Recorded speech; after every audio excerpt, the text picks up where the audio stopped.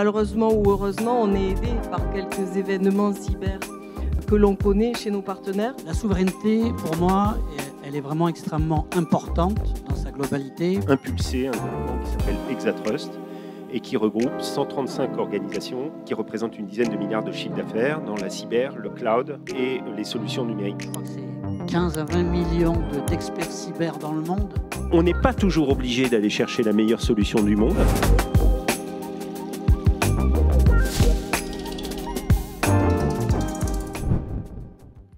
Bonjour à tous et bienvenue sur la table ronde Une cybersécurité bleu-blanc-rouge qui va traiter des questions de souveraineté sous l'angle de la cybersécurité.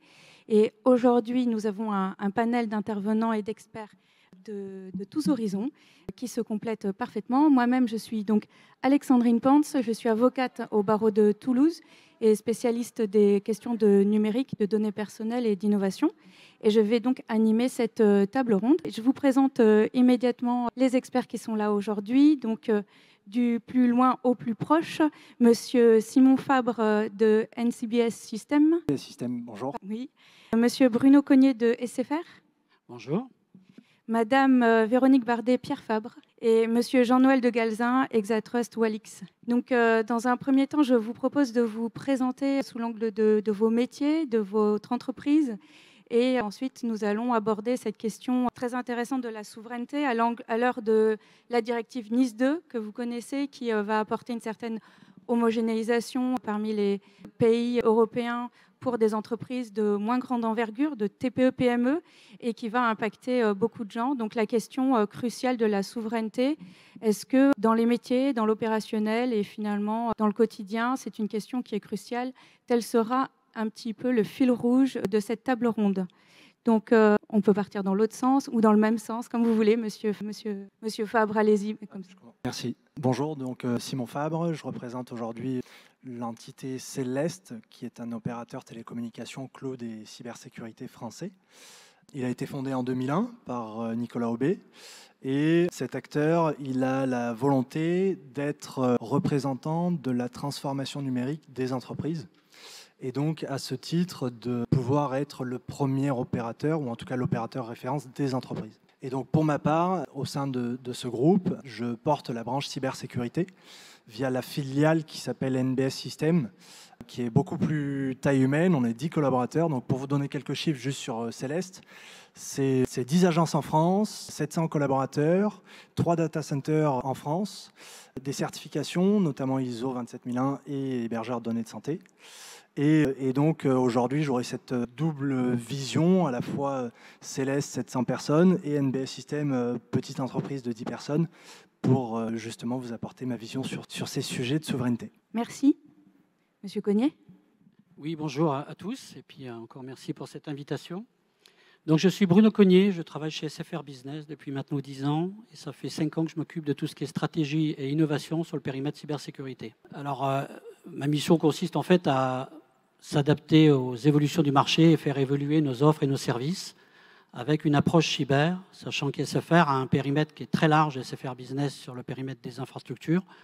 On vend historiquement du télécom, vous nous connaissez tous, mais on vend aussi de l'hébergement, des services IoT, de la communication unifiée, tout ce qui est le réseau dans une approche globale de la connectivité, et puis bien évidemment de la cyber. Aujourd'hui, SFR, dans le B2B, c'est 100 000 clients. Donc, ces 100 000 clients, ça va de la TPE, 1, 2, 3 personnes, jusqu'au plus grand groupe, des entreprises, des ministères régaliens et toutes les entités aujourd'hui, clientes d'SFR, en fait, ont des attentes en cyber. Et en fonction des typologies de clients, effectivement, la notion de souveraineté est extrêmement demandée, parce que mettre en place une cyber-résilience dans un SI, c'est pas simple. Et aujourd'hui, on va évoquer le sujet plus tard, dans les échanges qui vont venir. Ça fait partie de notre ADN en tant qu'opérateur souverain, c'est aussi important de le dire, de réfléchir à répondre à ces attentes sur toute la chaîne que nous proposons. Merci. Madame Bardet. Bonjour à tous. Donc Véronique Bardet, en charge de la cybersécurité dans les laboratoires Pierre Fabre. Donc, les laboratoires Pierre Fabre, c'est essentiellement 2 activités. Du médicament avec une recherche en oncologie qui a repris de manière très dynamique depuis ces 2 dernières années. Et puis, toute une activité en dermocosmétique avec les produits phares Aven, Chlorane, Derma, que j'espère vous connaissez tous autour de moi. Les responsabilités, pour moi, de la cybersécurité au cœur d'un tel laboratoire, c'est surtout et avant tout d'accompagner l'ambition de croissance des laboratoires et que la protection, finalement, qu'on lui amène soit à la hauteur et permette au business de se déployer. Et on va parler de souveraineté et de cybersécurité bleu, blanc, rouge. Mais notre ambition, elle est forcément internationale. Elle est sur 120 pays de distribution, sur 35 filiales. Et mon enjeu avant tout, c'est de les protéger partout et où qu'ils soient et de permettre le business de se réaliser. Donc c'est une question qui est vraiment préoccupante et qui n'est pas facile à traiter. Ah oui, je comprends. Effectivement, mêler l'opérationnel et l'international dans un contexte de souveraineté, c'est un enjeu. Monsieur de Galzin. Donc, moi, je m'appelle Jean-Noël de Galzin. Je vous remercie aussi de m'avoir invité une nouvelle fois. Et donc, je suis à la tête d'un éditeur de logiciels qui s'appelle Walix, qui est spécialisé dans la cybersécurité des identités et des accès numériques, avec 3100 clients répartis aujourd'hui dans 16 pays, qui vendent en 90, et donc qui a pour ambition de concrétiser une ambiance internationale pour une offre souveraine d'excellence dans l'identité et l'accès. Et ensuite, je consacre une partie de ma vie également à représenter et à impulser un groupement qui s'appelle Exatrust et qui regroupe 135 organisations, qui représentent une dizaine de milliards de chiffre d'affaires dans la cyber, le cloud et les solutions numériques de confiance, et qui a pour ambition d'accompagner les entreprises dans leur politique de cybersécurité, la mise en œuvre de leur politique de cybersécurité en mettant en avant des solutions numériques, en l'occurrence soit bleu, blanc, rouge, soit européennes. Et je pense que j'y reviendrai parce qu'en fait, on s'aperçoit qu'en ayant cette approche qui est parfois considérée comme moisie, de dire on est bleu, blanc, rouge ou on est français, on s'aperçoit qu'aujourd'hui, en fait, on a réussi, à force d'investissement dans ce pays, à faire émerger tout un tas de start-up, d'entreprises, pour venir au secours ou en soutien ou en support d'un groupe comme Pierre Fabre et bien d'autres. Puisque si je prends l'exemple de Walix, nous on a 3100 clients, on a des grands groupes du Fortune 500 dans le monde entier, des ETI, on travaille avec des partenaires comme SFR ou NBS sur des clients de toutes les tailles. Et donc on est capable aujourd'hui j'espère qu'on arrivera à tomber d'accord là-dessus, de développer des très beaux projets ensemble, métiers, s'appuyant sur un socle cyberfort. Je vous remercie, ça fait une très belle transition puisque la première question, c'est finalement, qu'est-ce que pour vous la souveraineté? Est-ce une souveraineté à dimension française ou européenne sous le prisme de la directive NIS 2 qui est de toutes les directives finalement de cybersécurité, de RGPD qui sont mis en place par l'Europe? Peut-être avec Exatrust, vous avez des exemples? Nous, pour moi, la cybersécurité, c'est pas français ou européen. La souveraineté. La souveraineté, c'est offrir la capacité à quelqu'un, un État, une entreprise, une personne, d'être libre dans ses choix, indépendant dans ses choix, de choisir éventuellement ses dépendances quand il y en a, mais de toujours garder cette forme d'autonomie, en fait. C'est-à-dire, si demain, quelqu'un coupe le système, qu'est-ce que je fais? Comment je continue? Si j'ai envie de limiter les choses, comment je fais pour limiter? Quelle est ma capacité à être maître de mes données, mes systèmes numériques? C'est ça la souveraineté numérique. Donc si on conçoit la souveraineté numérique d'une manière très stricte, on devrait refaire toute la chaîne de valeur en partant, on va dire, du hardware pour remonter jusqu'au réseau, au software et aux data du reste, si on est cohérent. En l'occurrence, il faut aussi choisir ses dépendances ou faire des choix pragmatiques. Aujourd'hui, nous n'avons pas encore d'équivalent sur un certain nombre de sujets, d'infrastructures, même certains sujets de software. Je pense en revanche qu'aujourd'hui, il commence à exister des offres de cloud assez performantes. Et en matière de cybersécurité, en revanche, on a une capacité à être assez autonome en matière de souveraineté. Et souverain. Et du point de vue de Pierre Fabre, donc d'une multinationale, en fait. Alors, je partage l'analyse complète qui a été faite de votre côté. Et moi, quand je me suis posé les questions de la souveraineté, je me suis d'abord posé la question, finalement, pour les laboratoires Pierre Fabre, qu'est-ce que la souveraineté? Et avant tout, pour nous, la souveraineté, c'est la souveraineté du médicament. Ça fait encore la une des journaux ces derniers temps. Des laboratoires ont été sanctionnés parce qu'on ne permettait pas l'indépendance de la fabrication du médicament au niveau français ou européen. Donc ça, c'est vraiment des enjeux forts. Et finalement, nous, cybersécurité, encore une fois, on est là pour être dans l'ambition du groupe qui est de répondre à cette souveraineté du médicament. Et donc, moi, les questions que je me pose par rapport à la souveraineté, ça va être, quand je développe le marché de la dermocosmétique en Corée ou quand je le développe en Chine et que les outils utilisés, quoi qu'on fasse, ça va être Kakao pour la Corée, ça va être WeChat pour la Chine, pour la vente au travers de TikTok et autres. Finalement, quelle est ma stratégie, moi, et comment je garde cette éthique bleu, blanc, rouge et souveraine? Donc ça va se positionner davantage au niveau de la data, qu'est-ce que je ne veux pas exposer, qu'est-ce que je veux garder comme mon patrimoine, ma richesse, et à l'inverse, en quoi je contribue et je collabore avec d'autres, comme des outils collaboratifs divers et variés, où là, j'expose et finalement, je me sers aussi de tout cet écosystème pour développer le business du laboratoire. Donc, pour moi, il n'y a pas que l'axe réflexion sur les solutions que je vais choisir pour me protéger. Il y a vraiment l'axe aussi de à qui je dis non dans le groupe quand ils arrivent avec une nouvelle application, à qui je dis oui. Et ça, vraiment, c'est des questions structurantes et sur lesquelles il faut en permanence revoir ses curseurs et finalement réfléchir toujours à la contribution, à la collaboration et trouver peut-être d'autres palliatifs quand on n'arrive pas à être souverain pour continuer à se protéger et se défendre. Et est-ce que les directives européennes irriguent un petit peu vos choix, même si vous n'arrivez pas à tout mettre en application, ou bien vraiment vous êtes obligé de vous en affranchir? Peut-être j'avance un petit peu dans les questions, mais je rebondis sur le sujet. Alors les directives européennes peut-être vont-elles être votées puisqu'on a nos gouvernements, parce qu'elles ont été écrites, en tout cas en France, elles ne sont pas encore votées, en tout cas pour Nice 2, qui doit nous amener et dont on doit dépendre en tant qu'entité essentielle en fabriquant du médicament, on va dépendre de Nice 2. Pour moi, essentiellement, toutes ces directives, elles amènent beaucoup de gouvernance, elles amènent à prioriser finalement nos actions, même si on ne les avait pas attendues pour être dans cette dynamique. Et donc, les actions qui sont, en tout cas, nous, notre plan cyber est sur trois priorités fortes qui sont la gestion des identités et des accès, vous en parliez, industrialiser et automatiser complètement notre détection.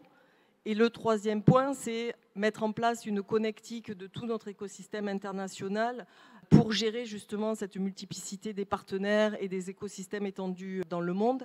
Ces trois priorités correspondent à celles que Nice 2 donne aussi en visibilité, être capable de gérer correctement et de piloter et de maîtriser finalement ses droits, d'avoir du reporting par rapport à ça. Donc on rentre dans ces stratégies-là complètement aujourd'hui.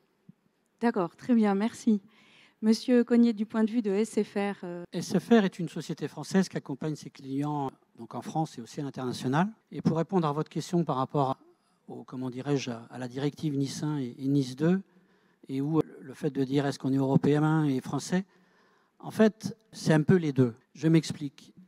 La souveraineté, pour moi, elle est vraiment extrêmement importante dans sa globalité, puisque Nice 1 et 2 ont été créés pour justement qu'on puisse être autonome au niveau européen sur le numérique en général et ne pas dépendre des pays, parce que vous savez qu'aujourd'hui les attaques avec les problématiques géopolitiques, tout ce qui est attaque en approche espionnage industriel ou du hacking uniquement pour aller faire de l'argent et rançonner les entreprises, on se rend compte que ça vient énormément de l'international et qu'il faut se protéger dans sa globalité, avoir une vraie approche globale européenne. Donc oui, Nice 2, aujourd'hui les clients, entre autres à cause de la directive qui est de plus en plus granulaire et qui descend sur des entreprises aujourd'hui jusqu'à 50 millions d'euros de chiffre d'affaires, donc ça fait 15 à 20 000 sociétés en France aujourd'hui inventoriées qui doivent appliquer cette directive. Et on ne parle pas des best practices qu'il faut mettre, qui sont en fait, une réglementation, des directives pas des directives, mais des recommandations pour les TPE, les PME, qui sont une approche light de Nice, en termes de best practices. L'idée, elle est vraiment que les entreprises aujourd'hui, en fait, réfléchissent fortement à cette application et la souveraineté s'impose par elle-même. Aujourd'hui, lorsque vous voulez travailler avec un acteur qui vous propose un service SaaS, est-ce qu'il est GDPR si ce service SaaS est fabriqué par un Chinois ou par un Américain? Alors que vous savez que vous avez la contrainte GDPR européenne. Est-ce que l'outil de sécurité que vous avez acheté, qui est étranger, qui vient de se faire acheter par un gouvernement qui n'est pas très copain avec la France ou avec l'Europe, ben, va falloir réfléchir en fait sur une vraie stratégie à ce niveau-là pour mettre en place la bonne architecture et les bons services. Parce qu'il faut voir que la souveraineté ne s'arrête pas à des technos. C'est vraiment une approche globale sur toute la chaîne. Comment je vais gérer derrière, comment je vais cybersécuriser tout mon SI pour avoir une vraie cyber-résilience. Donc la réponse, elle est de dire oui, il faut appliquer Nice, mais la déclinaison, donc l'application qui est pilotée par l'ANSSI, impose des directives encore plus fortes sur des entités comme SFR, par exemple, qui est assujettie aux plus grosses contraintes de l'État vu son métier d'opérateur.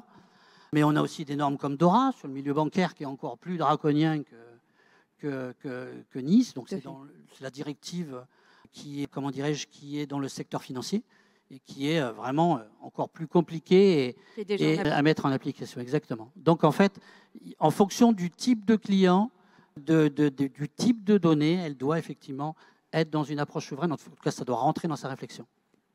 Merci. Monsieur Fabre. Oui, je suis en phase avec tout ce que vous avez présenté. Je vais essayer peut-être, pour ne pas être redondant et revenir sur les définitions qui ont été apportées et les cas d'usage, venir faire un peu une présentation de ce qui se fait chez Céleste et en tout cas comment est-ce qu'on essaye d'être souverain.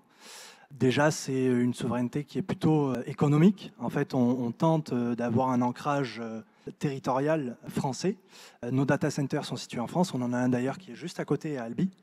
Et après, on tente de le faire aussi sous un angle technologique par le fait qu'on a nos agences qui sont implantées localement et en France avec, enfin, il y a un point qu'on n'a pas forcément abordé, c'est est-ce que cette souveraineté, elle n'est pas finalement européenne vis-à-vis du GDPR qui est en place et sur lequel on est impacté. Oui, exactement. La souveraineté a la dimension européenne, quoi qu'on fasse ou quoi qu'on dise, puisque le GDPR, les directives de sécurité, Nice, DORA, etc., le dimensionnent au niveau européen. Mais je voudrais juste apporter une précision, c'est qu'ils nous permettent aussi, ce sont des lois d'application extraterritoriale si on a les budgets pour les faire appliquer. Que la différence avec la législation américaine, c'est que c'est une loi d'application extraterritoriale, mais qui est appliquée par le gouvernement américain qui va venir directement interroger les entreprises et donc finalement dévoiler certaines informations par le FBI, la CIA, etc. Alors que dans le système européen, c'est aux entreprises à faire respecter finalement le GDPR et ce n'est qu'au stade du contrôle qu'on va être sanctionné avec très peu d'inspecteurs qui peuvent venir contrôler en réalité. C'est des contrôles qui sont assez lointains sur papier. Donc cette extraterritorialité, elle se présente comment? C'est que les sous-traitants sont impactés par le GDPR et par NIS 2, mais les sous-traitants des sous-traitants également, et ainsi comme ça, toute la chaîne. Donc de façon logique, il faudrait pouvoir venir auditer tous nos sous-traitants. Microsoft est un sous-traitant, Google est un sous-traitant, Facebook est un sous-traitant, et tous les GAFA sont en réalité nos sous-traitants. Enfin, je dis nous parce que je les utilise tout comme vous. La difficulté, c'est qu'on n'a pas les moyens financiers, budgétaires, opérationnels pour les auditer et pour leur imposer notre législation par des voies de négociation commerciale classiques. C'est toute la dimension et toute la difficulté en fait de ces législations qui pourtant existent. Voilà. Et qui amène. Dans le domaine de la souveraineté, aujourd'hui, la souveraineté européenne n'existe pas. Attention, parce que ça se construit petit à petit. Il faut regarder la souveraineté au niveau européen. La souveraineté européenne n'existe pas. Donc déjà, ensuite, aujourd'hui, on est dans un contexte particulier où il y a des réflexions effectivement autour de la dépendance européenne au numérique. Et il faut savoir que donc en ce moment, il y a une loi qui est en réflexion avec un framework d'application qui s'appelle EUCS, qui est la loi sur l'hébergement de données numériques européennes.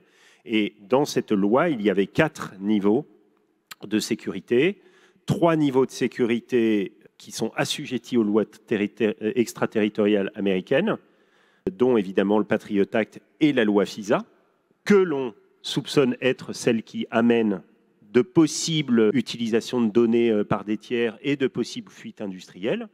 Et on a un 4e niveau qui était le niveau I+, qui était un niveau qui permettait localement dans chaque pays et au niveau européen de faire un cloud dans lequel les lois extraterritoriales américaines ne s'appliquent pas.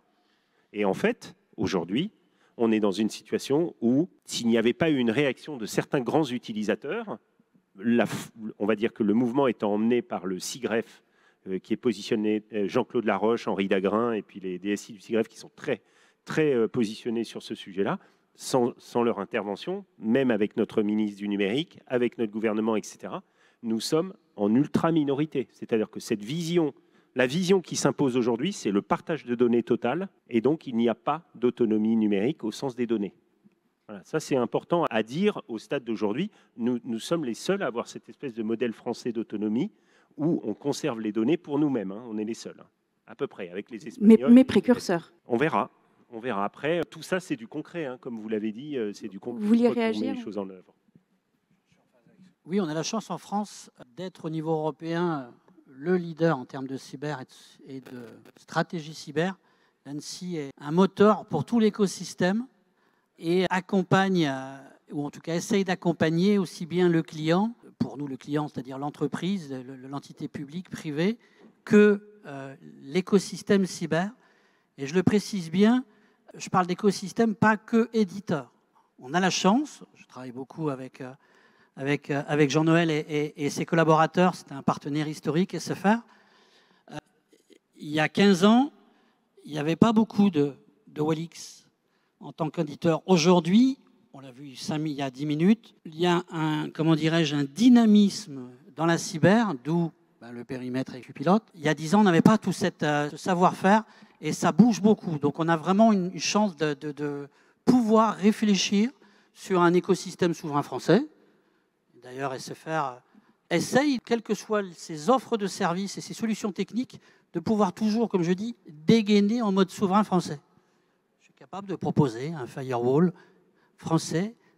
J'ai tout un écosystème sur tous les périmètres que je vais évoquer où je peux débrayer avec du français. Donc ça, c'est quand même important de le noter. Et il y a une stratégie de l'ANSSI de qualifier des outils, des technologies. Donc il y a 2 références, hein, c'est CSPN et la qualification faite par l'ANSSI pour référencer ces éditeurs. Donc ils mettent en avant leur savoir-faire. Il y a vraiment des études, un accompagnement de l'ANSSI pour que tout progresse, il y a un dynamisme. Et idem au niveau des prestataires de services. On l'a évoqué tout à l'heure avec Secnum Cloud. Je ne sais pas si vous aviez compris cette terminologie. C'est une qualification ANSSI pour héberger des solutions en mode SaaS. On est les seuls en Europe à avoir créé, donc l'ANSSI est la seule entité européenne à avoir créé cette qualification de prestation. Idem sur la partie pentest. Et en fait, il y a toute une stratégie faite par l'ANSSI qui fait qu'aujourd'hui, la souveraineté française a vraiment sa spécificité et il faut vraiment la mettre en avant. Moi, j'ai envie de réagir parce qu'effectivement, alors, c'est pas qu'on l'a subi, mais quand même un petit peu, cette réglementation. Et c'est vrai que moi, tous mes passages en comité de direction générale me disent tu protèges, mais par contre, être les premiers de la classe systématiquement, c'est pas notre objectif. Donc, en réglementation cyber, effectivement, la France est très en avance. Et moi, si on fait le parallèle avec une maison dont on a les portes, avec la porte de devant qui a 15 serrures et la porte derrière qui est une planche en bois, je préfère avoir partout des portes à peu près correctes et qui ne craquent pas à la première faille, plutôt qu'avoir en France un système hyper sécurisé parce que j'ai répondu, et sur toutes mes filiales européennes, à un niveau très élevé. Donc, dans notre stratégie, du coup, on est vraiment sur le juste nécessaire et surtout plus d'homogénéité et de standards à travers le monde, puisque effectivement, pour moi, la protection de la cyber des laboratoires, ça va être de la protection par rapport à la recherche.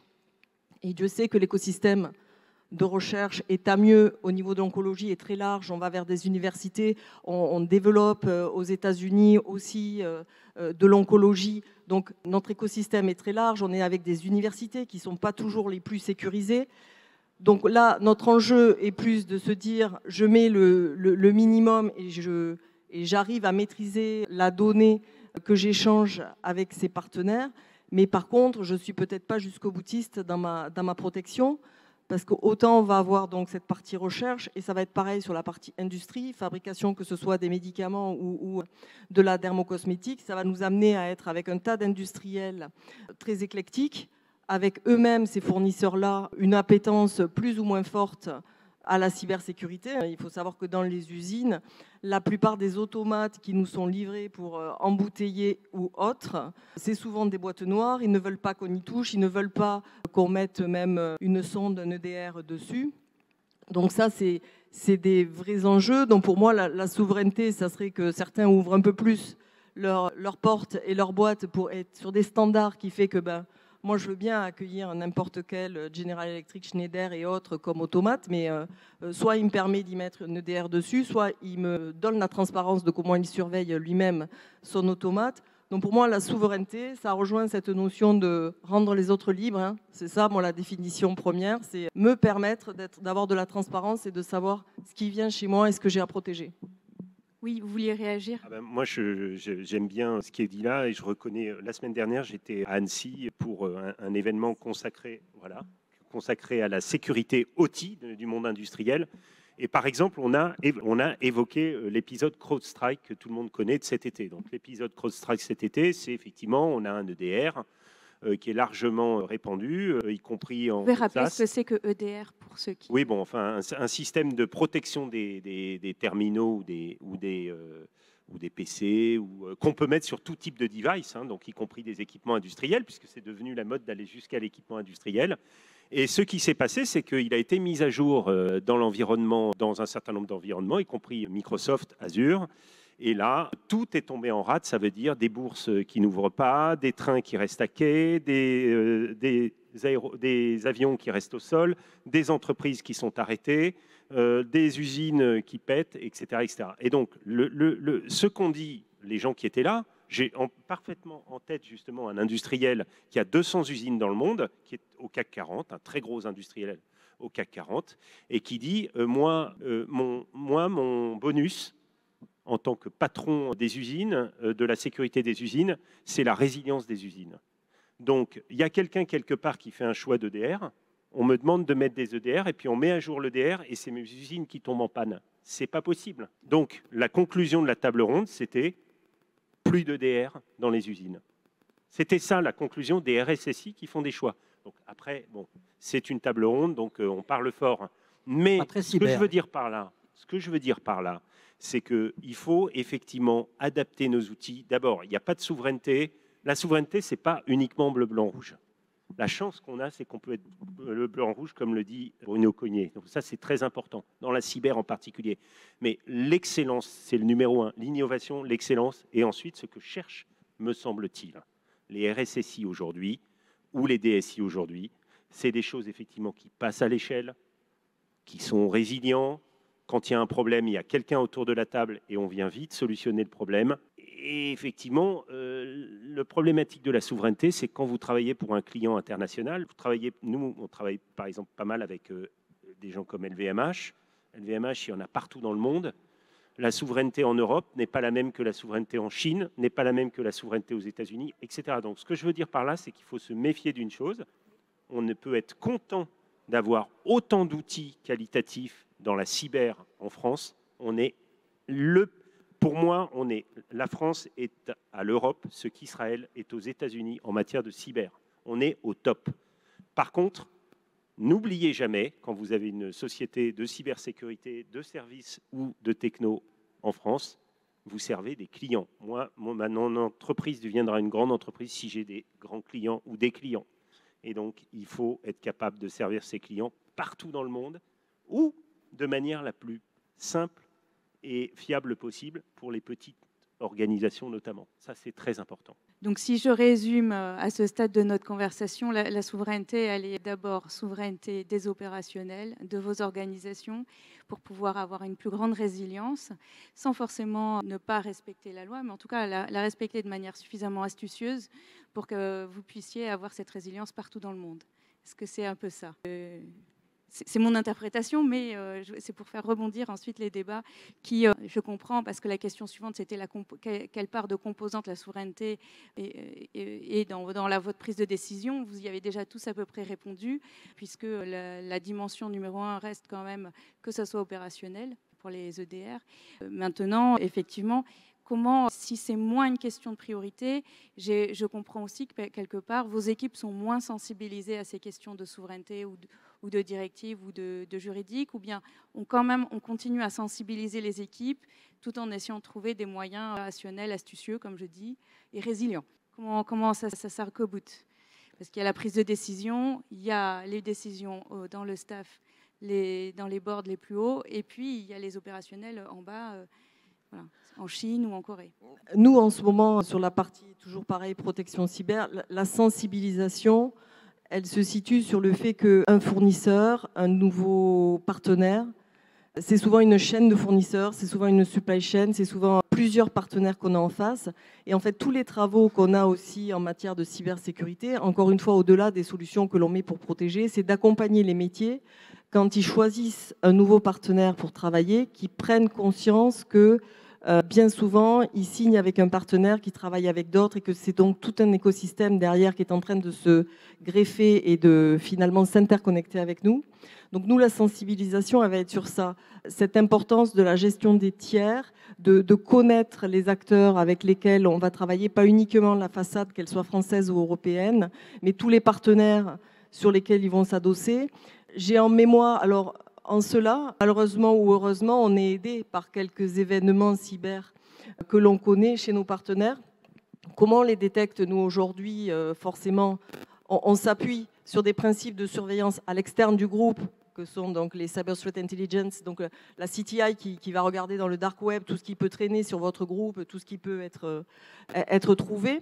Là, on y détecte parfois, donc il y a des informations sur les laboratoires Pierre Fabre, et puis on essaie d'investiguer et de voir jusqu'à quel point. Et donc c'est là qu'on découvre qu'on a des partenaires qui sont basés en Inde, qui utilisent de manière pas forcément comme on l'aurait imaginé, en tout cas comment contractuellement on aurait pu le cibler. Donc là, on a vraiment, c'est des facteurs clés de sensibilisation pour nous, pour le groupe, pour prendre conscience que ça va jusqu'au dernier partenaire et jusqu'au dernier acteur qui peut avoir, encore une fois, des credentials, des users et des passwords pour se mettre directement sur nos infrastructures. Ça signifie que là, pour garantir notre souveraineté, il faut aussi qu'on soit capable de se protéger de ça. Donc nous, là, vraiment, tous les travaux qu'on a aujourd'hui avec les métiers, c'est leur faire prendre conscience que attention, on ne parle pas que d'IT, parce que les métiers nous disent souvent « Ah non, mais attends, moi t'inquiète, Véronique, je modifie rien, je n'amène pas une nouvelle application, je ne fais pas quelque chose de nouveau. Il y a une activité que l'on faisait d'une manière et on va changer de partenaire, on va la faire d'une autre manière, mais au niveau IT, c'est la même chose. » En fait, non, la cybersécurité et la protection, de toute manière, dès qu'on travaille sur une activité avec un nouveau partenaire, c'est aussi de la cyber, même si ce n'est pas arrivé par le canal IT. Donc on a vraiment tout ce travail de notre souveraineté passe aussi par notre connaissance de toutes nos chaînes de fournisseurs. Et donc on a beaucoup de travaux sur ces sujets-là qui sont très importants pour continuer à se protéger, même au-delà des solutions qu'on peut mettre en protection. Alors, merci pour ce partage. Et pour vous, monsieur? Mon métier, c'est d'accompagner un client lorsqu'il a un projet de transformation et de digitalisation. Comment ça se traduit côté SFR sur la relation avec le client? Si le client il dit, voilà, je vais mettre une nouvelle application, je vais mettre des tablettes, des smartphones, je vais mettre cette appli, il va se connecter, et comme ça il va mieux bosser. Donc le vrai sujet, nous, c'est l'enjeu métier et la donnée. Oui, par typologie de données, on ne va pas prendre les mêmes décisions. Exactement. Données défense, données santé. Exactement. C'est de plus en plus drivé ce type de projet par le market, d'ailleurs, et de moins en moins par l'IT. L'IT, on lui dit, tiens, en fait, j'ai oublié de te dire, j'ai une appli là, j'ai validé, il faut que tu te connectes. Et puis, disponibilité, sécurité, bien sûr. Pas de latence, de la performance. Il faut que mes mecs y bossent. Ça, c'est pas possible. Donc, le vrai sujet, c'est déjà de mettre le RSSI en amont et qui fasse une vraie sensibilisation au niveau de la direction. Donc, moi, mon métier, c'est déjà de comprendre l'enjeu client, la donnée, et puis de voir les règlements. On parle des données de santé, peut-être respecter les contraintes du numérique de la santé, avec, je vais dire, si je veux faire une offre, il va falloir que je réfléchisse à être HDS. C'est une qualification pour héberger des données de santé. Et heureusement qu'il y a cette norme et cette directive qui fait qu'on ne fait pas n'importe quoi. Ensuite, comme je l'évoquais, il y a toute la chaîne. C'est-à-dire qu'il faut voir, pas que l'appli, il faut voir de dire le smartphone, la carte SIM, comment je sécurise ce smartphone. Je mets un EDR, je mets un MDM, alors que c'est plein d'acronymes, c'est plein de briques de sécu. Je me connecte de manière sécurisée. C'est bien lui, oui, non, il faut que je puisse l'authentifier. En fait, il y a tout un parcours qu'il faut tracer et sur lequel la difficulté, comme le disait Véronique, c'est quel curseur je mets, le nice to, le must to have. Et il faut réfléchir sur l'architecture, mais je le répète aussi sur le service. Parce que la vraie problématique à une entreprise aujourd'hui, quand on parle de cyber, c'est ça devient tellement compliqué. Est-ce que c'est la stratégie du patron de tout internaliser? Est-ce que c'est la stratégie du patron de dire bah, non, en fait, je donne les clés du camion à des sociétés, projet par projet? Est-ce que le RSSI a une vision globale alors qu'il a 50 sous-traitants? Est-ce qu'il est capable de gérer ça? La grosse difficulté, c'est justement de mettre tous les acteurs internes sur la table, qu'ils aient cette stratégie. Et moi, ce que j'aime bien dans la partie souveraine, c'est que l'ANSSI, c'est comme un vrai référentiel. Qu'on l'applique ou qu'on ne l'applique pas complètement, je me pose une question sur l'OTI, je dois sécuriser un site industriel, je fais ANSSI, OTI, au moins j'ai mon référentiel. Et ça, c'est quand même quelque chose d'extraordinaire qui n'existe pas en Europe. Ah oui, c'est une source de précieuse d'informations juridiques et opérationnelles très pointues. Donc toute ma stratégie, en fait, elle est sur une déclinaison totale ou partielle de l'ANSSI. Très bien. Alors là, on ne peut que vous féliciter parce que... On essaye, mais ce n'est pas simple. Hein. Je ne vous ai pas dit que c'est... Et pour vous? Oui, je suis tout à fait d'accord. En fait, on s'appuie également sur les référentiels, que sont ceux de l'ANSSI et autres. L'idée, c'est de prendre en compte les recommandations et d'essayer de les appliquer pour pouvoir répondre notamment à des attentes marché et aux besoins de nos clients. Et du coup, j'ai une dernière question. Je vais commencer par vous. Est-ce que vous auriez un cas d'usage ou un retour d'expérience dans lequel, concernant une décision que vous auriez prise ou avec l'un de vos clients, où il y avait un choix vraiment à arbitrer, où c'était possible financièrement, opérationnellement, d'appuyer le choix entre une externalisation de la ressource ou une internalisation au sens Europe-France ou externalisation US ou autre? Est-ce que vous auriez un retour d'expérience pour nous faire partager? Oui, j'en ai un qui est le nôtre en fait. On a, en tant que prestataire de services, des accompagnements qui nous sont demandés sur notamment jouer des prestations de campagne auprès de nos clients. Et ça, on le fait aujourd'hui manuellement pour aller cibler quelques profils clés et réaliser ce qu'on appelle plutôt du spear phishing. Qui est, pour ceux qui ne connaissent pas trop bien? Alors le spear phishing, c'est une démarche très ciblée de la campagne de phishing qui vise en des actions frauduleuses, notamment par l'email, pour tenter de récupérer des informations, notamment des coupes d'identifiants mot de passe, afin de rebondir dans le système d'information. Et en fait, il y a une tendance forte sur le marché qui est à l'automatisation de ces démarches-là par le biais d'outillages qui permettent d'envoyer massivement des campagnes. N'ayant pas ce type de solution, on a eu à aller chercher un partenaire sur lequel s'appuyer et on a commencé par étudier une solution qui était américaine parce qu'elle répondait clairement aux besoins énoncés par les clients, parce qu'elle était fonctionnelle, parce qu'elle était notoire. Et en fait, en la présentant à nos clients, on s'est heurté à un mur où certains d'entre eux nous ont dit bah non, mais en fait, on a besoin que nos données restent en France. On a besoin que ce qu'on vient faire avec vous, ça reste en France. Et donc, on est allé trouver des acteurs français qui sont en capacité, de par leurs hébergements en France, de pouvoir offrir ce type de solution et donc de continuer, nous, dans notre relation avec les clients, de les accompagner à maîtriser cette chaîne et donc à conserver cette souveraineté sur ce type de données. Très beau cas d'usage. Merci. Est-ce que vous avez d'autres cas d'usage peut-être? Oui, Monsieur de Galzin. Je ne vais pas monopoliser la parole, mais moi j'en ai plein des cas d'usage français en permanence. Mais là, en ce moment, il y a 2 jours, j'ai en tête une société qui gère un grand nombre de noms de domaine qui est en pleine cyberattaque et qui était hébergé dans un cloud américain, qui avait des difficultés avec son système et qui a été chercher une solution chez OVH Cloud. Et qui n'est pas réputé toujours pour sa qualité industrielle. Je peux vous dire que là, ils se sont mobilisés, ils ont trouvé la solution, c'est-à-dire qu'ils ont élevé le niveau de jeu. Tout le monde élève le niveau de jeu parce qu'aujourd'hui, la compétition, elle est mondiale et quand on veut créer des acteurs mondiaux, quand on se lève le matin et qu'on crée une start-up, je ne pense pas que ça soit pour vendre uniquement en Occitanie, c'est pour vendre dans le monde entier.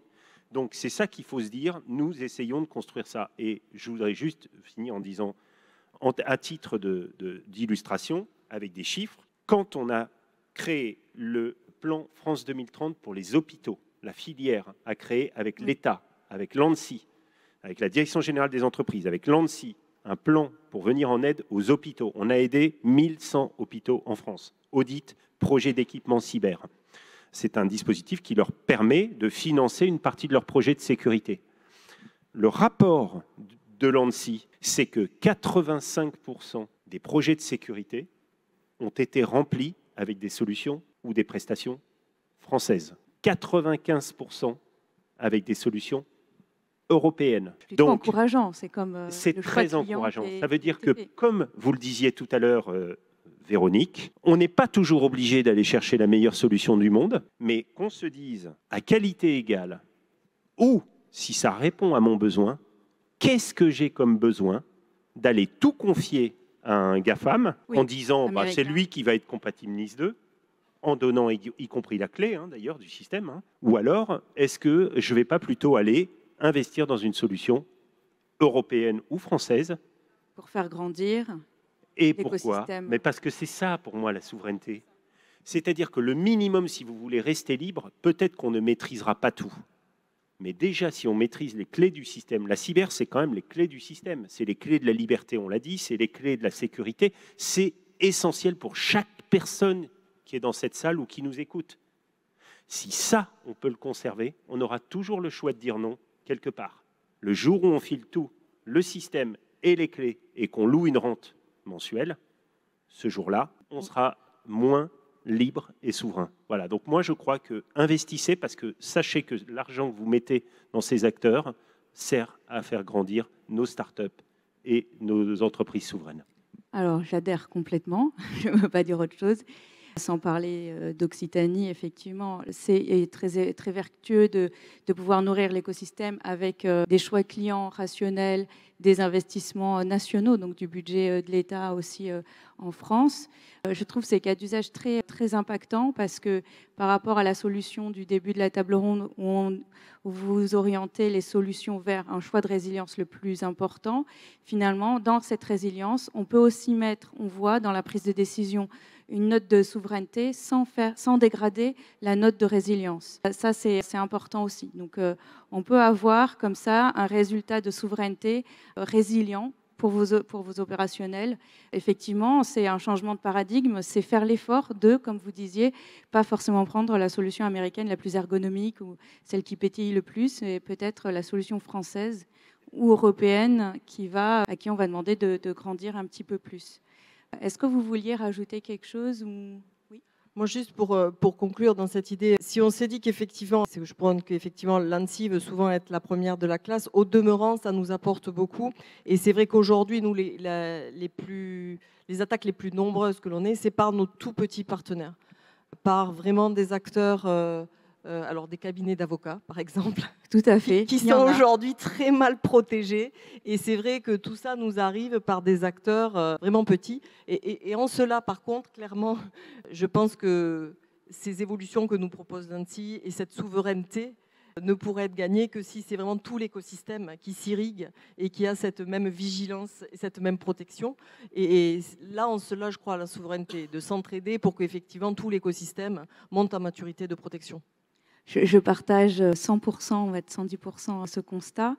Et dans le cabinet, nous prenons des solutions occitanes, mais nous prenons des solutions de cybersécurité, effectivement, depuis le départ. Le pragmatisme aidant, on y arrive très bien. Est-ce que dans la salle, vous avez des questions par rapport à tous ces sujets? Est-ce que nous arrivons vers la fin de la table ronde et le temps des questions maintenant? Peut-être une première question. Oui. Merci pour cet exposé. Moi, je suis cyberattaquant en dehors de l'Europe. Je vais me débrouiller pour avoir une entreprise de confiance qui me permettra d'accéder aux informations. Comment le fait d'être souverain garantit-il à vos yeux justement ce risque cyber, ce risque de fuite d'informations, d'espionnage industriel? Le fait d'être souverain et le fait d'être soumis aux lois européennes et françaises? Oui, en quoi le fait... Moi, je me place comme un cyberattaquant, par exemple. Là, en quelques instants, je me dis que la meilleure façon de ne pas être visible, c'est d'être dans une entreprise européenne ou française qui s'affirme comme leader de confiance. Comment je peux mesurer et vérifier véritablement que cette structure ne va pas gérer? Donc on est sur les mécanismes de contrôle et d'audit, et j'aimerais savoir votre positionnement par rapport à ça. En fait, il y a beaucoup d'audits qui existent pour auditer les entités, auditer les services, auditer les produits, les solutions de prémisse, solutions SaaS. Il existe tout un tas de certifications, tout un tas de référentiels aussi. L'ANSSI publie régulièrement des documentations qui vont permettre de faire des choix, on va dire, en connaissance de cause. C'est-à-dire quand je vais choisir un prestataire de service, je peux prendre un prestataire de service agréé. Quand je vais prendre un produit, je peux prendre un produit qui a été certifié. Disons que l'avantage d'un produit certifié, c'est que vous savez qu'à un moment donné, quelqu'un a audité et regardé à l'intérieur pour voir s'il n'y a pas quelque chose qui y serait caché. Il y a aussi des lois RGPD qui sont plus juridiques, mais avec l'impunité, et le fait que l'imputabilité, pardon, et le fait que si vous êtes coupable, vous avez une pénalité. Alors, je pense on l'a évoqué le sujet tout à l'heure, mais le grand rendez-vous qui arrive, c'est le rendez-vous de la directive Nice 2. C'est 150 000 entités en Europe qui vont être concernées, 15 000 en France, 28 000 en Allemagne. Donc, ce sont des entreprises qui sont des grandes entreprises, leurs ETI fournisseurs de rang et leur supply chain en dessous, leur chaîne de sous-traitants. Donc, ça va toucher aussi les petites entités. Et bien évidemment, je sais que l'ANSSI n'est pas encore à 100%, on n'est pas 100% aligné sur l'idée, mais moi, ce que je dis très souvent, c'est que déjà, un premier pas pour éviter de se retrouver, enfin, pour guider ses choix, c'est de travailler avec des entreprises qui sont certifiées. Et qui plus est, dans les certifications, il y a des certifications qui sont purement internationales, ISO, par exemple, des ISO dans le service. ISO 27001. Voilà.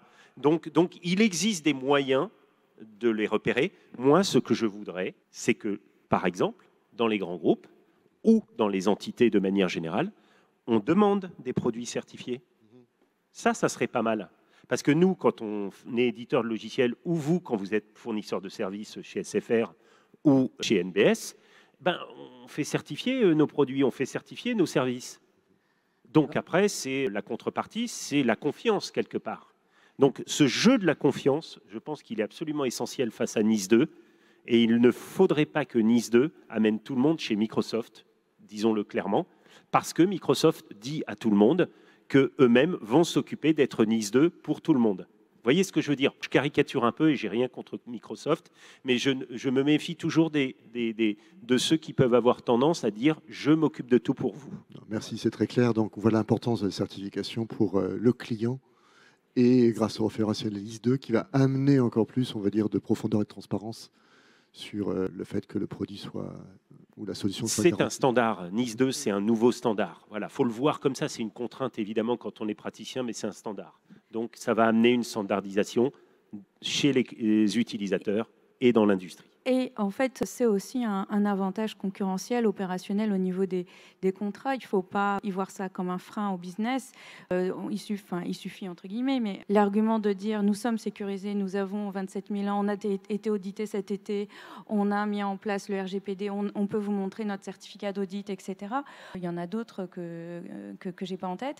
Mais effectivement, c'est un accélérateur de business puisque les personnes en face ont confiance, on a des audits contractuels à faire en moins, et on peut signer plus vite. Enfin, moi, en tout cas, c'est comme ça que je vois, de mon point de vue d'avocat et de négociation, c'est comme ça que je vois les choses.